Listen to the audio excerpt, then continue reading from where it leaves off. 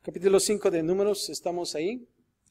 Y vamos a continuar y hemos visto lo interesante de Números. Comenzamos con el censo, luego con unas reglas que Dios puso todavía, y también con el censo de los levitas. Y ahora vamos a ver algo interesante, que es el título de este libro, Separación del pecado. Y es importante que nosotros, si queremos conquistar la tierra prometida, debemos de despojarnos de muchas cosas. Y creo que si nosotros pensamos como un atleta, no sé si a ustedes les gusta correr. ¿Cuántos de nosotros nos gusta correr? ¿No? ¿Nos gusta correr del deporte o hacer deporte, verdad? Pero me gusta, quiero usar el ejemplo de quizás en un maratón, ¿no? Creo que los atletas no solamente dedican su vida al ejercicio, pero también, si se dan cuenta, cuando se trata de correr, creo que se ponen lo más liviano, ¿verdad? Se despojan de toda ropa que sea pesada y se ponen zapatos livianos. Y la ropa liviana, ¿para qué? Para que puedan tener una carrera mejor, ¿verdad? Puedan volar casi, ¿verdad? Pero aquí, si nosotros queremos conquistar la tierra prometida, ahora, ¿qué es lo que es la tierra prometida para nosotros como cristianos, para entender? Son todas las bendiciones que podemos nosotros obtener de Dios. Así es que ese es nuestro propósito como cristianos, de poder obtener todas las bendiciones de Dios. Entonces, para nosotros obtener, y cuando tú escuches siempre la tierra prometida, y muchos piensan que es el cielo, pero no lo es así. La tierra prometida son las bendiciones que nosotros obtenemos. Cuando nosotros mencionemos tierra prometida, piensa en esto, las bendiciones que tú y yo, podemos obtener en Dios. Pero para eso nosotros tenemos que despojarnos, así como esos que corren en las carreras, se tienen que despojar de ropas. Nosotros también tenemos que despojarnos del pecado, la separación del pecado. ¿Qué tan importante es? Y vamos a comenzar en la parte número 1, y vamos a comenzar del 1 al 4, que son separación de los efectos del pecado. Vamos a ver diferentes secciones, pero vamos a primeramente ver los efectos del pecado. Y vamos a empezar con el versículo 1 y 2, y es el mandato de sacar del campamento a aquellos que eran inmundos. Y nosotros ya lo habíamos visto en el libro de Levíticos. Pero vamos a comenzar a leer para entender lo que dice este pasaje. Y vamos a comenzar a leer versículo 1. Y dice así: Jehová habló a Moisés, diciendo: manda a los hijos de Israel que echen del campamento a todo leproso, y a todos los que padecen flujo de semen, y a todo contaminado con muerto. Ahora, observa aquí en el versículo 2 que tienen que echar a todo leproso, a aquel que padece flujo de semen, y todo contaminado con muerto. Ahora, mientras Israel se preparaba para marchar a la tierra prometida, ¿saben qué tenían que hacer? Echar ¿a quién? Al leproso, como nosotros lo vimos en el capítulo 13 de Levíticos. También aquellos con flujo, y lo podemos también observar en el capítulo 15 de Levítico. Y cualquier sacerdote que tocara un cuerpo muerto, excepto de un pariente cercano, Levítico también 21:1. Esas tres cosas Dios quiere que echen del campamento. Fueron ordenados de ser echados del campamento de Israel hasta ser ceremonialmente limpios. Ahora Dios dijo que Israel debía hacer lo que Él había previamente ordenado. O sea que todo lo que se dijo en Levíticos ya tenía que ejecutarse. Ahora, lo que es la lepra, secreciones impuras y cuerpos muertos, eran recordatorios de los efectos del pecado. ¿Se acuerdan que la lepra era símbolo de qué? Del pecado, ¿verdad? Y vimos todo lo que tenían que pasar por una inspección. Y si ellos tenían esa lepra, tenían que ser separados para que no contaminaran a la gente. Y vemos aquí que Dios quería que ya se hiciera eso, de lo cual Israel debía separarse en lo que se preparaba para marchar a la tierra prometida. Y creo que sí es importante eso, ¿no? Ahora, claro, nosotros observamos esto y pensamos, ay, pues qué mala onda, ¿no? Como que separar a aquellas personas. Pero si no lo harían, ¿saben lo que pasaría? Pasaría una contaminación tremenda, ¿no lo crees? Sería algo catastrófico. Ahora, claramente, en esta etapa, en la progresión de Israel a la tierra prometida, han sido, ¿se acuerdan? Organizados y ordenados. ¿Se acuerdan del censo en el capítulo 1? Por Dios. Y ahora ellos van a ser desafiados ¿a qué? A pureza.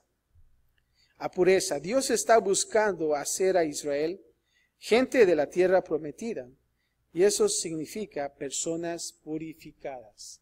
Ahora, perdón, en nuestra vida nosotros tenemos que ser primeramente que organizados, ordenados. Y claro, estoy hablando espiritualmente, ¿no? Pero no solamente eso, nosotros también tenemos que ir a ese lugar de pureza. Y Dios quiere también que nosotros seamos personas purificadas. Eso es lo que nosotros podemos entender de estos dos capítulos. Es por eso que Dios dice, saquen todo eso. Y para nosotros hoy en día es como si Dios dijera, tenemos que nosotros sacar el pecado de nosotros, ¿verdad? Nosotros somos una tienda, ¿verdad? Esta tienda que algún día va a envejecer, ¿verdad? Y se va a arrugar. Pero Dios quiere que nosotros también, en nuestra vida cristiana, saquemos el pecado de nosotros, de nuestro cuerpo, de nuestro campamento. Ahora, nota el 3 y el 4, versículo 3 y 4, el aliento y razón del mandamiento. Y fíjate lo que dice el versículo 3. Así a hombres como a mujeres echaréis. Fuera del campamento los echaréis, para que no contaminen el campamento de aquellos entre los cuales yo habito. Y lo hicieron así los hijos de Israel, y los echaron fuera del campamento, como Jehová dijo a Moisés. Así lo hicieron los hijos de Israel. Ahora, no había excepción. Así fuera hombre, fuera mujer, tenían que ser echados. Y ellos no iban a tener que simpatía por ellos o superioridad, ¿verdad? Ellos tenían que sacarlos. Y a veces cuando nosotros pensamos de esta manera, imagínense, ¿no? De un hombre quizás podría ser más fácil echarlo, ¿no? Pues es un hombre. Pero de una mujer, como que a veces duele, ¿no? Dices, bueno, ¿cómo la vamos a echar? Si es una mujer y vemos el dolor de esas personas. Imagínense aquellos entonces. Qué triste sería para una persona que tuviera lepra, ¿no? Tristemente te echarían del campamento. Pero es necesario. ¿Por qué? Porque si no se iban a contaminar los demás. Y de la misma manera el pecado tiene que ser así. Y nota esto, y creo que debemos nosotros observar en nuestra vida. Y a veces nosotros pensamos de esta manera, ¿verdad? Las cosas pecaminosas que dices, bueno, esas son fáciles, las puedo desechar. Pero hay unos pecados que a veces tienes esa simpatía por eso. Y que es difícil quitarte ese pecado. ¿Por qué? Porque hay esa simpatía, es algo que es difícil para ti quitarte. Pero es importante que nosotros, como aquí dice Dios, debemos echar así hombres como a mujeres. ¿Verdad? En otras palabras dice, no hay excepción. Debemos de desecharlo. Y Dios también nos dice a nosotros como cristianos, tienes que quitar todo pecado de tu vida. Es necesario. ¿Por qué? Porque si realmente nosotros dejamos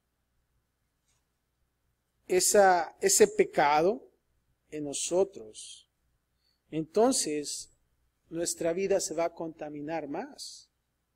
Y entonces vamos a tener estragos, vamos a tener consecuencias.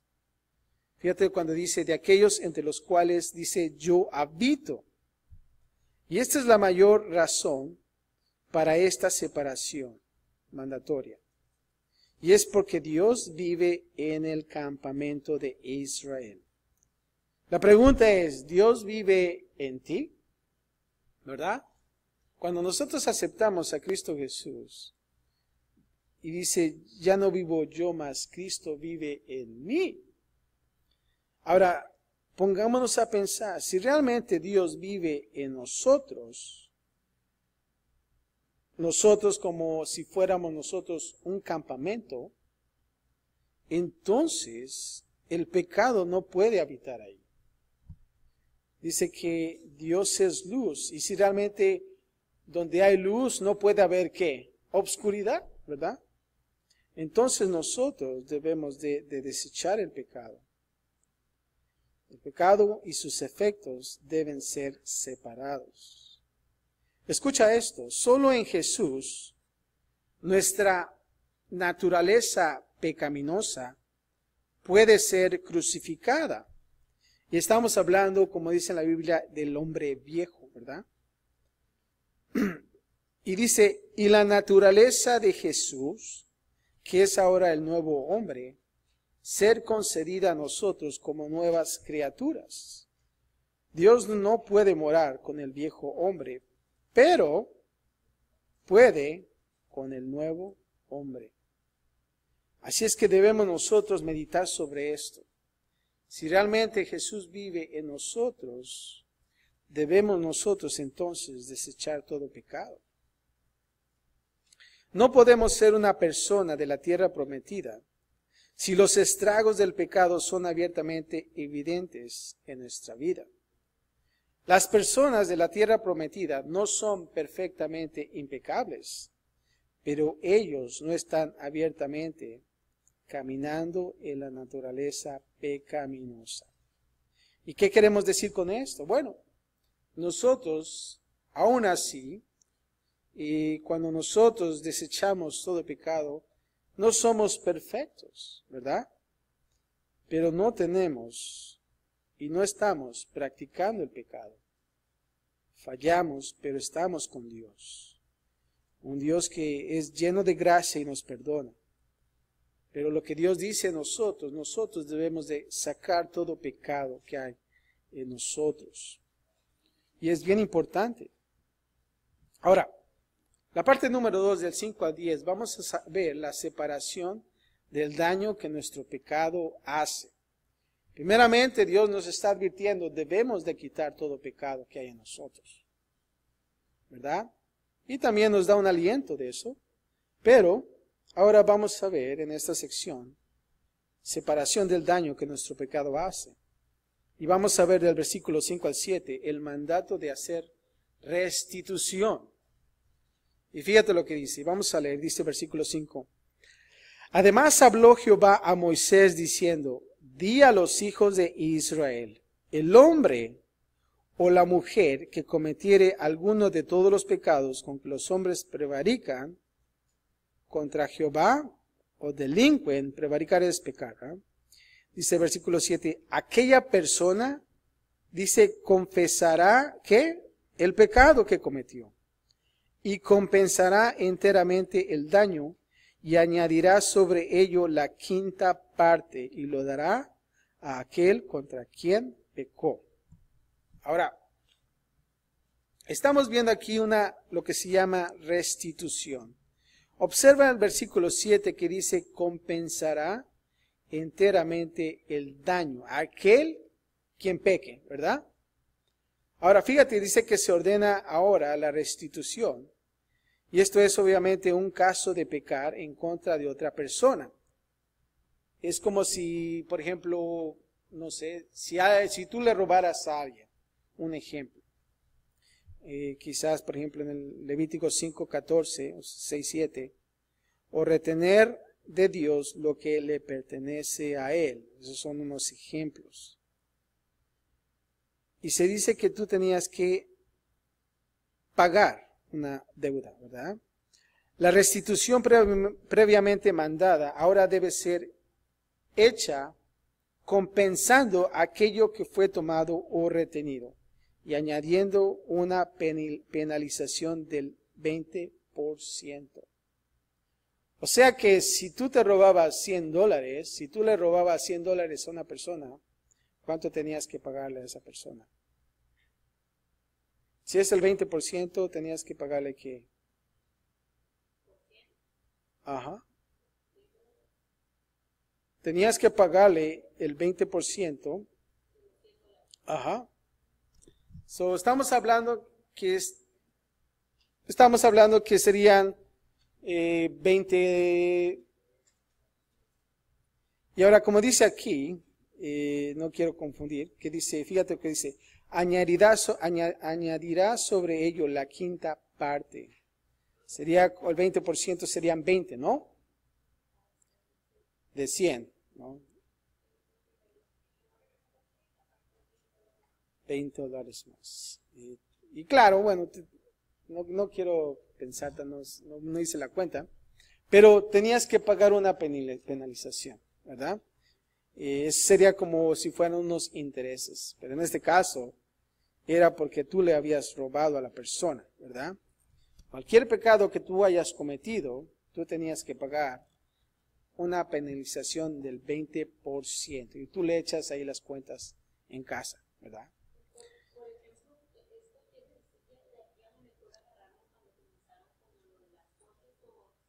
Podría ser, ¿ya? Sí.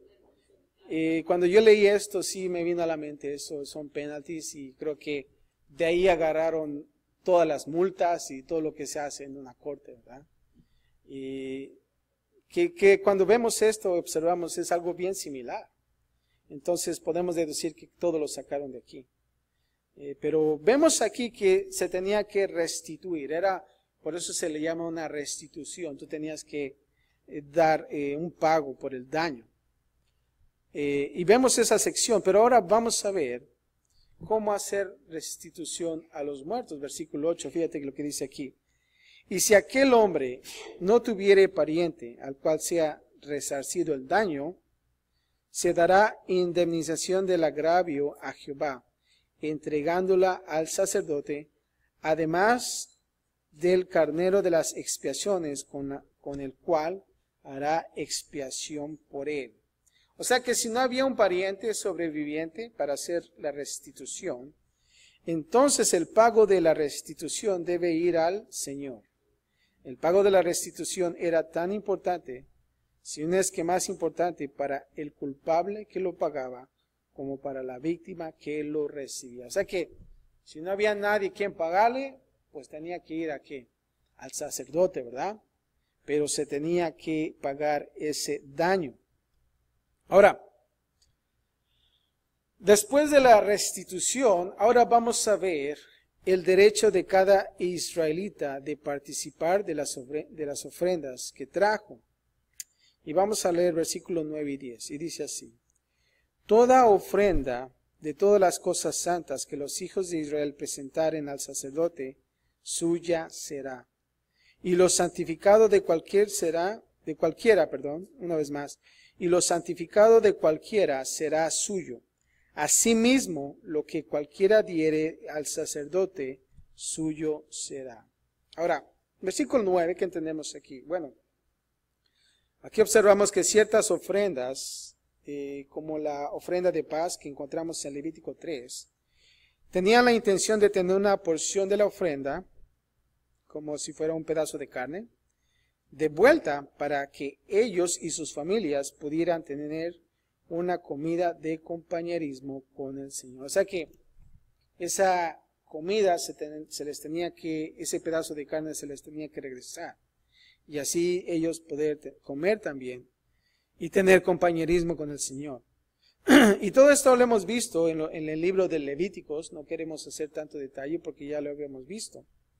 Pero vemos aquí que Dios, está enfatizando mucho esto, porque ahora ya están a la ida de la tierra prometida. Versículo 10 también dice, y lo santificado de cualquiera será suyo. Y este mandamiento recuerda del derecho absoluto que el ofrecedor, tenía de compartir en tales ofrendas. Ahora, es esencialmente una manera de preservar una puerta abierta para compañerismo con el Señor. Y el sacerdote no podía llevarse la porción del ofrecedor. Un rey no podía desecharlo. Ahora, en medio de este capítulo, en la separación del pecado, Dios por lo tanto le recuerda a Israel el propósito de esta separación. ¿Y cuál es? Compañerismo con Dios, una relación con Dios. Nota aquí que el hecho de hacer esta sección, el derecho de cada israelita, nos quiere dar a entender una relación con Dios. Ahora, esto últimamente es la razón para seguir la pureza. ¿Para qué nosotros y para qué Dios quiso que nosotros seamos purificados? Para que nosotros tengamos una relación con Dios. ¿Y qué es lo que hace el pecado? Te separa de Dios. Rompe esa relación tuya con Dios. Fíjate lo que dice Mateo 5:8. Bienaventurados los de limpio corazón, porque ellos verán a Dios. Ahí está la respuesta de todo esto. ¿Cuál es la finalidad de que Dios está repitiendo este pasaje de Levíticos? De una restitución y también de un derecho de un israelita de ofrendas. Y Dios quiere ver aquí que nosotros, teniendo una relación con Dios, esa relación con Dios puede ser cortada, si pudiera decirlo así, si el pecado está en nosotros. Si realmente nosotros queremos ver a Dios, ¿sabe lo que nosotros tenemos que hacer? Tenemos que tener un limpio corazón. Eso es. Y eso es un proceso de ¿qué? De purificación, ¿no? Cuando tú vas a agarrar agua ahí a las tiendas para tomar, estamos pensando que es un agua ¿qué? Purificada, ¿verdad? No te están dando agua de la llave o de irrigación. Hasta ahora ya apenas ayer fui a agarrar agua y ya está ahí agua alcalina, ¿verdad? Es agua que realmente es pura, ¿no? Pero lo que nosotros debemos de entender aquí, y hemos cantado hoy, abre mis ojos, yo quiero verte. Pero lo que nosotros tenemos que hacer es de ser limpios. Nosotros debemos de tener un corazón limpio. ¿Para qué? Para que nosotros podamos ver a Dios. Y de esa manera estamos en esa relación con Dios, como dice Mateo 5:8. Pero ¿qué pasa? El pecado llega a nosotros y entonces rompe esa relación Dios y nosotros. Y debemos de poner atención en esto. Ahora, por último, del versículo 11 al 31, vamos a ver una separación de la sospecha de pecado. Y vamos a ver de lo que se trata. Y vamos a comenzar con la situación. ¿Qué es lo que está pasando en este ejemplo? Y vamos a leer del 11 al 14. Y dice así: También Jehová habló a Moisés diciendo: Habla a los hijos de Israel y diles: Si la mujer de alguno se descarriare y le fuere infiel, y alguno cohabitare con ella, y su marido no lo hubiese visto por haberse ella amancinado ocultamente, ni hubiere testigo contra ella, ni ella hubiere sido sorprendida en el acto, si viniere sobre él espíritu de celos, y tuviere celos de su mujer, habiéndose ella amancillado, o viniere sobre él espíritu de celos, y tuviere celos de su mujer, no habiéndose ella amancillado. O sea que en pocas palabras, se dice que si realmente una mujer se metiera con otro hombre y no fuera sorprendida. Pero si el esposo sospechara algo, ¿verdad? Fíjate lo que se tenía que hacer. Y esto es en un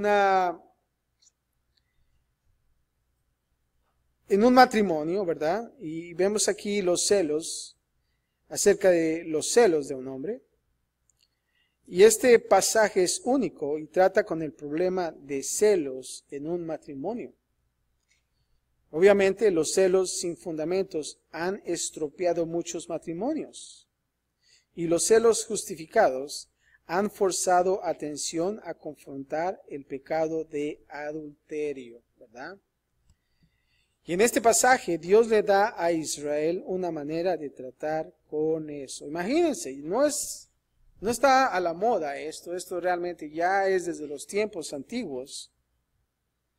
Y esta ley fue dada en parte para disuadir a la esposa de prácticas adúlteras y en parte para asegurar a las esposas contra la rabia de sus esposos duros de corazón, quien de otra manera podrían destruirlas de meras suposiciones o al menos alejarlas. Ahora, no sé si tú has visto que más en esos, en los tiempos antiguos, pero aún así tú has visto cómo el hombre trataba a la mujer en aquellos entonces.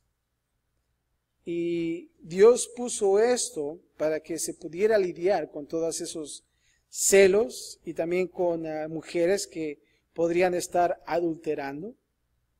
Pero nota aquí en el 14, en la segunda parte, cuando dice, si viniere sobre él espíritu de celos y tuviere celos de su mujer. O sea que es un hombre celoso, ¿verdad? En ocasiones los celos en el matrimonio se muestran completamente justificados. Otras veces se encuentra que son completamente falsos, ¿verdad? A veces el hombre no solamente está celoso porque está celoso, pero no hay evidencia, realmente no está pasando nada. Pero claro, en otros casos se justifica. De cualquier manera, Dios sabe que significa algo que debe ser tratado. Y aquí Dios le da a Israel la manera de hacerse. Ahora fíjate lo que dice más adelante, versículo 15. La oferta para resolver un espíritu de celos. Y estamos viendo esa situación. El hombre está celoso, la mujer no se sabe si adulteró o no, y qué va a pasar. ¿Cómo vamos a lidiar con ese tipo de cosas? Fíjate lo que dice el 15. Entonces el marido traerá a su mujer al sacerdote, y con ella traerá ¿qué? Su ofrenda, la 10ª parte de efa de harina. Efa es simplemente una harina muy fina, de cebada. No echará sobre ella aceite, ni pondrá sobre ella incienso. Esos dos ingredientes se le añadía, pero en este caso se les dijo, no pongas aceite ni incienso, porque es ofrenda de celos. Nota aquí que dice ofrenda recordativa, que trae a la memoria el pecado. Ahora, vamos a ver aquí, y cuando observas que dice que trae a la memoria el pecado, no era que quizás la esposa cometiera adulterio y que se le olvidara, ¿verdad? Ay, ya se me olvidó, ¿verdad? No quiere decir eso. Ni tampoco era que el esposo o la esposa para recordar, sino que toda la comunidad, y esto era para que ellos pudieran recordar lo terrible que es el adulterio. Y no solamente eso, pero también lo terrible que podría ser una falsa acusación. Y estamos viendo los dos lados, ¿verdad? Si realmente ellos hayan cometido adulterio o de plano, todo esto fue una calumnia, ¿verdad? Ahora, vamos a ver de lo que se tenía que hacer en la ceremonia. Acabamos de ver que el marido tenía que traer una ofrenda y a su mujer, ¿a quién? Al sacerdote, ¿ah? Ahora vamos a ver lo que iba a hacer el sacerdote, versículo 16. Y el sacerdote hará que ella se acerque y se ponga delante de Jehová. O sea que traen a la mujer enfrente. Luego tomará el sacerdote del agua santa en un vaso de barro. Y tomará también el sacerdote del polvo que hubiere en el suelo del tabernáculo. Estamos viendo que el sacerdote agarra ¿qué? Agua y el polvo que estaba en el piso, ¿verdad? Claro que no había carpeta en aquellos entonces, ni concreto, ¿verdad? Era totalmente polvo. Dice que hubiere en el suelo del tabernáculo. Y lo echará en el agua. Imagínense, iba a ser que el lodo, ¿verdad? Y hará el sacerdote estar en pie a la mujer delante de Jehová. Y nota esto, descubrirá la cabeza de la mujer y pondrá sobre sus manos la ofrenda recordativa, que es la ofrenda de celos. Y el sacerdote tendrá en la mano las aguas amargas que acarrean maldición. O sea que esa combinación hace una agua amarga. Y se le ponía a la mujer, y se dice que la mujer se tenía que descubrir la cabeza. O sea que la mujer tenía siempre que, como un velo, ¿verdad? En aquellos entonces, las mujeres, creo que ahora todavía, si ustedes ven, todavía usan esos, se tapan la cabeza. Ahora, el hecho de hacer ese acto de descubrirse la cabeza, significaba que la mujer era inmunda. Es por eso que a veces en aquellos países todavía se cubren la cabeza. Entonces eso significa, ¿no?, que esa mujer es inmunda. Y es por eso que lo hacían. Ahora observa el versículo 19, dice, y el sacerdote la conjurará y le dirá, si ninguno ha dormido contigo, y si no te has apartado de tu marido a inmundicia, libre seas de estas aguas amargas que traen maldición. O sea que si realmente no hiciste nada, pues todo va a estar bien, ¿verdad? Pobrecita, ¿no? Ahí. O sea que no iba a haber maldición. Fíjate el versículo 20, dice, mas si te has descarriado de tu marido y te has amancillado y ha cohabitado contigo alguno fuera de tu marido, versículo 21 dice, el sacerdote conjurará a la mujer con juramento de maldición y dirá a la mujer, fíjate lo que le va a decir, Jehová te haga maldición y execración en medio de tu pueblo, haciendo Jehová de tu muslo, que tu muslo caiga y que tu vientre se hinche. Y estas aguas que dan maldición entren en tus entrañas y hagan hinchar tu vientre y caer tu muslo. Y la mujer dirá, amén, amén. Ay, ay, ay. O sea que no era algo fácil, ¿verdad? Para la mujer. Y todavía le tenía que la mujer decir, amén, amén. Y y el significado de amén, amén, quiere decir, así sea, así sea. O sea que está apoyando lo que el sacerdote dice. Y creo que eso le traería convicción a ella también, ¿verdad? Y observa el versículo 23, dice, el sacerdote, fíjate el siguiente paso, el sacerdote escribirá estas maldiciones en un libro y las borrará con las aguas amargas. Y dará a beber a la mujer las aguas amargas que traen maldición, y las aguas que obran maldición entrarán en ella para amargar. O sea que no eran aguas buenas, eran aguas amargas. ¿Ustedes han probado agua amarga? Agua amarga es algo, no, de limón es más sabrosa. Amarga es como si fuera una lágrima. No sé si ustedes cuando han llorado, han probado una lágrima. Es algo como vinagre, exacto. Imagínense. Pero eso es, beber las aguas a la mujer. Ahora 27, fíjate lo que dice. 26, perdón.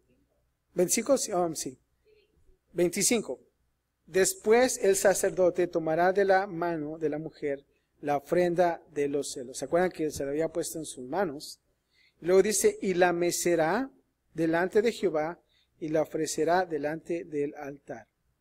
Y tomará el sacerdote un puñado de la ofrenda en memoria de ella y lo quemará sobre el altar y después dará a beber las aguas a la mujer. Imagínate. Tremendo eso. 27 dice, le dará pues a beber las aguas, y si fuere inmunda y hubiere sido infiel a su marido, las aguas que obran maldición entrarán en ella para amargar, y su vientre se hinchará y caerá su muslo, y la mujer será maldición en medio de su pueblo. Mas si la mujer no fuere inmunda, sino que estuviere limpia, ella será ¿qué? Libre y será fecunda. O sea, iba a estar duro para ella si hubiera sido algo verdadero, ¿verdad? La existencia de esta ceremonia en sí era un incentivo a la fidelidad en el matrimonio. Eso es. Y por lo tanto, buena para la nación entera. Ahora, escucha esto. Dice, seguramente tanto la santidad de Dios y la perfección de su palabra testifica en contra nuestra. Nosotros deberíamos ser forzados a tomar una copa amarga que nos destruiría. Pero, escucha esto, Jesús la tomó por nosotros. Y eso es. O sea que ya nosotros necesitamos tomar esa copa amarga, como la mujer, ¿verdad?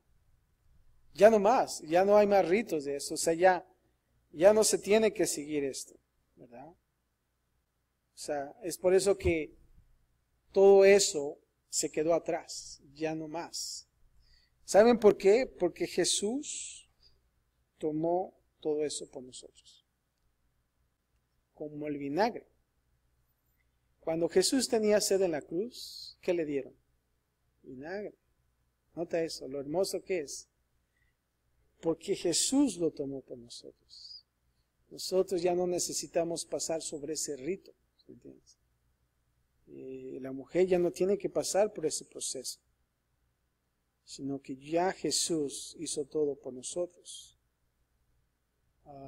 Y vamos a ver la conclusión, 29 al 31. Y dice así, esta es la ley de los celos, ¿verdad?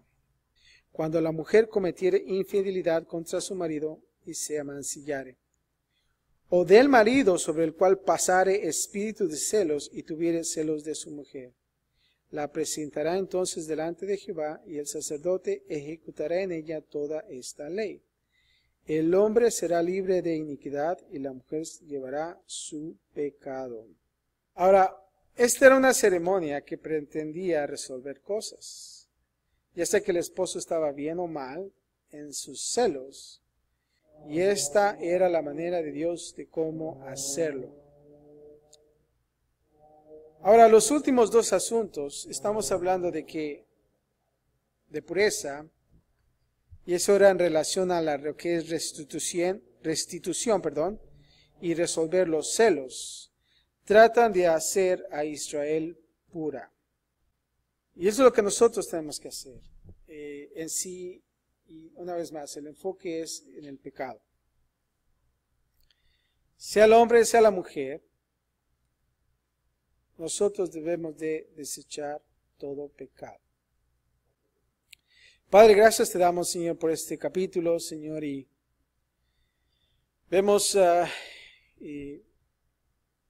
no solamente la situación de la mujer, Señor, pero también vemos las cosas que nosotros necesitamos hacer como hombres y mujeres tuyos. Debemos de despojarnos de todo pecado, Señor. Y Padre, nosotros queremos mantener una buena relación contigo, Señor, así como cada israelita, Señor, traía sus ofrendas. Y ellos esperaban una porción de parte de esa ofrenda para tener relación contigo, Señor. Y te pedimos, Señor, que como cristianos podamos nosotros siempre inclinarnos a ser hombres y mujeres tuyos, Señor, separados totalmente, ser santificados, Padre, separados para el uso exclusivo tuyo, Señor. Gracias, Padre, por este pasaje, Señor, ayúdanos a mantenernos fieles en tu palabra, Señor, y más que todo, aplicarla a nuestras vidas, Señor. Si hay un pecado en nosotros que debemos de desechar, Padre, yo te pido que en esta noche, Señor, podamos hacerlo y pedirte perdón, Señor, por los pecados y no solamente eso, Padre, no tener simpatía con ellos, Señor, Señor Padre, que podamos ahora ser hombres transformados, ser mujeres que pueden ser libres de eso, Señor. Gracias, Padre, por todo en Cristo Jesús. Y todos decimos amén.